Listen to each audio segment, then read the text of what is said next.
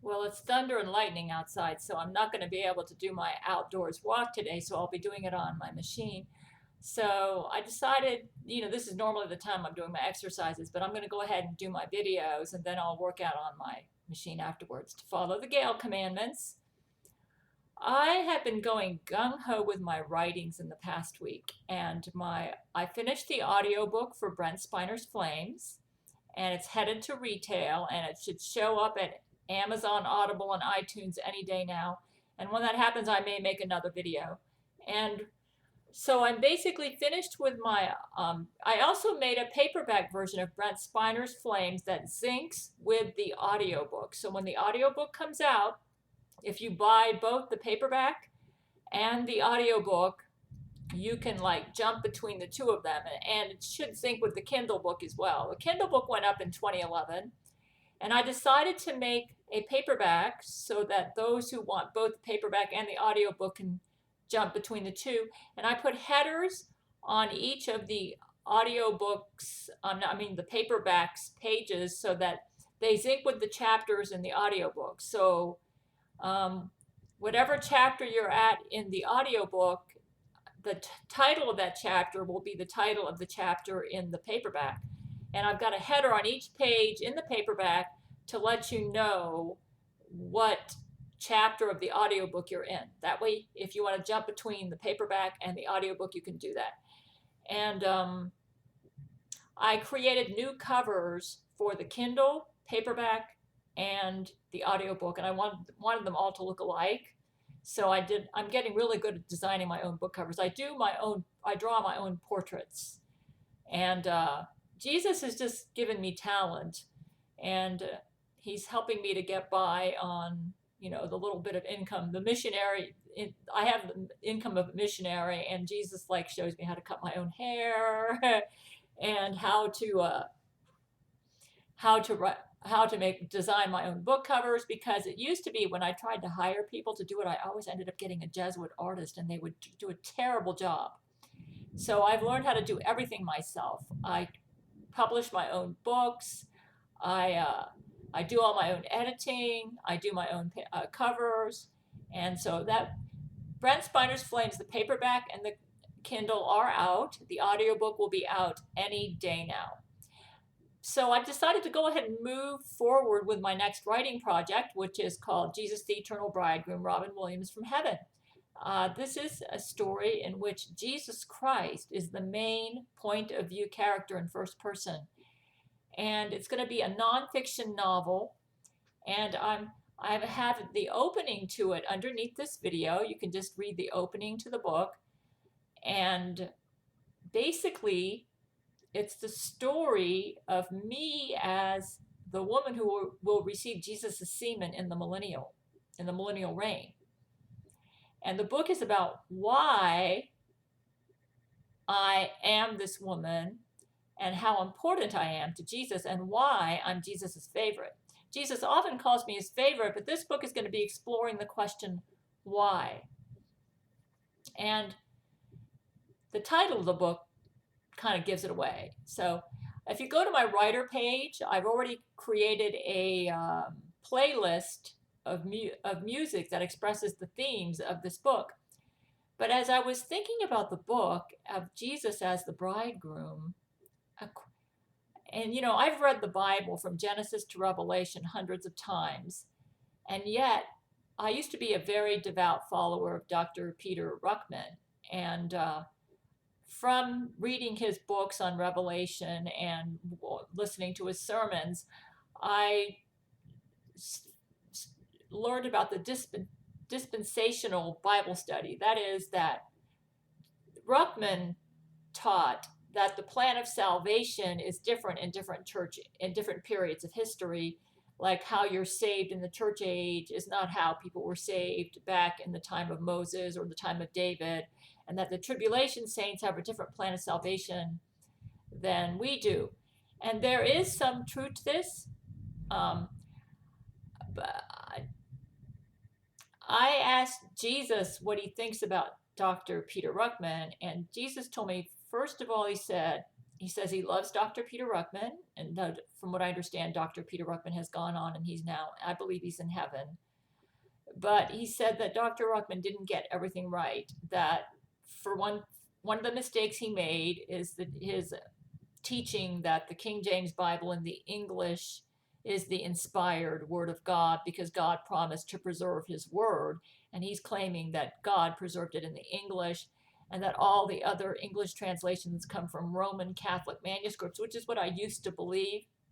And Jesus had to correct me on this. He said, Gail, that is not true. He said, there are other good English translations. He said, the King James Bible is a favorite translation of mine. And I think he said it is his favorite, but he said it's not the only good, reliable English translation out there. And he gave me a parallel Bible with the New American Standard, the NIV, and the New Living Translation, as well as a King James Bible translation. And that's the one I use for my Bible study. And Jesus said, no, Gail, they taught you incorrectly. Ruckman is wrong on this. He said that the originals were inspired, and I did promise to preserve my words, but that doesn't mean that the translation is perfect. He said no translation can be perfect because it's impossible to get all of God's heart and mind into a language that humans can understand. And so the Bible is like your most reliable way of learning God's heart and mind in a written form, but he said it's impossible to put into human language everything that God thinks and feels. So all translations, he said, have a little bit of error in them. And he said, this doesn't mean that I'm not speaking to you through them or that they're not inspired. He said the originals were inspired. And the Bible's an amazing book. And apparently there's enough agreement between the translations that all of the doctrines that really matter can get through to us that we need to understand. And so what happened is in 2012, when I abandoned my King James only belief and believe that other translations in the English are just as good as the King James, and so I've been reading a lot from the New Living, I've had to kind of like realign some of the stuff that I got taught from Dr. Ruckman. And I'm from a Baptist church background, and I went to a Bible college that was Baptist. And I'm also very heavily influenced by that. So Jesus has had to help me to unlearn some of the stuff that I've been taught that was not quite right. And I'm not going to go into all that. The reason I'm just bringing this up is because I've had to research Jesus because I'm writing a book with him as the main character. And I'm going really slow on this book because I want to get him right. He took over the story and he's the main character, as you'll be able to see when you look at my opening. And a big question that came in my mind is, Lord, when I read the Old Testament, God the Father talks about his wife being Israel. And yet you say that your bride is the church. It seems to me, Lord, and I have this is important because I'm writing a book about Jesus as the bridegroom making love to his bride. And I am the portal through which he will channel his semen to his bride, the church. So my whole next book is going to be about this and how Satan finds me such a threat because of that, and why my King David genes are so special, and why did God. So my book's going to be answering questions like, why did God choose a King David woman as the portal through which he will make love to his bride, the church? He's not making love to me. He's making love to the church, but he needs me as the portal through which his semen will flow into his bride. And that's what my next book's going to. He needs Brent Spiner, too. He needs both Brent and me. So, so it's just that my next book's going to be going into that. And, but I had to answer my question, Lord, is Israel part of the bride? I mean, the Jewish nation, like King, I said, is King David part of your bride? I was praying. So Jesus, I don't know. I've asked, I want you to pray for me as I write this book because I want to characterize Jesus accurately. So I asked people to, I went to my Facebook page and Twitter and asked people to pray for me as I write this book. And what was really funny is I was about to go to bed and I thought, wait a minute. I need to know the answer to this question. It's important because Jesus is going to make love to his bride, the church, but is Israel part of his church? Or is she separate from the church? Because God the Father has a wife. He talks about him in Jeremiah, Isaiah, how he's mad at her because she's the adulterous wife. She's gone off and had other lovers, and God has had to divorce her and all this. And I'm thinking, is that the same bride in Song of Solomon, that Jesus talks about? Because I know that Solomon is a type of the bridegroom in Song of Solomon, King Solomon, with his Shulamite woman, who is a type of the bride, the church. So I thought, I got these questions. Is that Israel or is that the church? I mean, Song of Solomon's in the Old Testament. So I said, let me see if any Bible teacher out there is on this. So I found some Bible teachers. He said, I have to know this because I'm writing about the bride, the church. I can't write a novel about Jesus as the bridegroom if I don't know who his bride is. Now I know it's the church. Jesus told me his bride is the church. But is Israel part of the church? That was the question I had that I was trying to get answered. So I saw these teachers. I saw some people who taught that the bride is Israel, and I said, no, that isn't right, because Jesus himself has told me it's the church. Plus, I know there's plenty of New Testament that supports that his bride, and Old Testament that supports that his bride is the church. So I said, but Lord, is King David going to be in your? To be honest with you, I just prayed and asked Jesus, and I'm not going. When I write this book, I'm not really trying to write a book on Bible doctrines or theology, but when I portray Jesus, I want to portray him accurately. So I need to kind of know what is correct Bible theology behind the bride. Here's how I'm thinking. I found a great Bible teacher. He's a Messianic Jewish believer.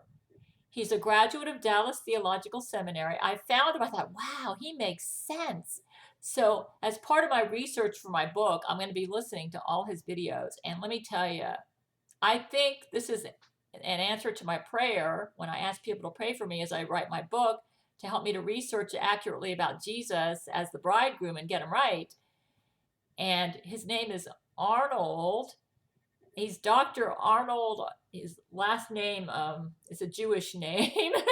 Anyways, I got a link for him.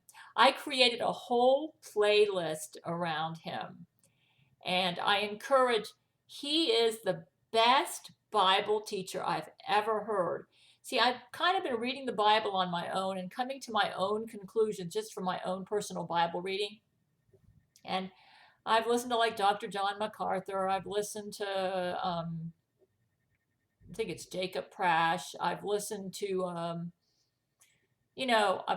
already know what the fundamentalist Baptists believe because that's the Bible college I went to. I know what the King James only Bible believers believe. And all of these groups have some truth to them. They're all right in certain areas, but most of them are off in about maybe, I'd say about 10 to 20% of their doctrine is off. So I said, I need to find somebody who's more accurate that helps me answer some of these questions I have. This guy, I found him. I would say I agree with him about 95%, which is a lot for me. And I recommend him to all of my followers. Now, Dr. Brent Spiner is the pastor of Church of Gail. I've heard that they've made this guy brain to brain. They've made him the Sunday school teacher. So I've got a whole YouTube playlist. I've got a link for that underneath this. If any of you are followers of me and you want to know what my systematic theology is, you got to listen to this guy because, like I said, I agree with him about 95%. He goes really deep into the Bible, and if you haven't been to Bible college and you may not be familiar with some of his terms, but a lot of my followers are highly intelligent people, and I think you're going to be able to follow him. So I'm excited. I believe Jesus showed me this guy to help me as I research on Jesus for my book. He's great. He makes the Bible come alive.